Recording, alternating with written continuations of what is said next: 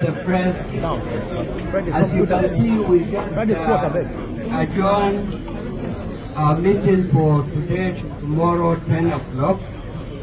This meeting is going to continue. We just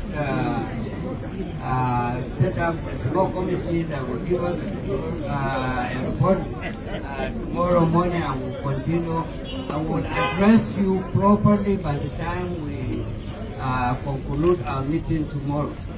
And I want to use this opportunity to tell you that you can see, I'm sure you are aware that our office has been sealed. Yes. This is the highest of irresponsibility from this government. If they are encouraging it, we are not going to take it lightly. In fact, they can come and arrest all of us. We are ready for that. But we condemn this in totality, and it's the highest sense of irresponsibility, and we will not tolerate it. They are trying to mar democracy, and this is unacceptable.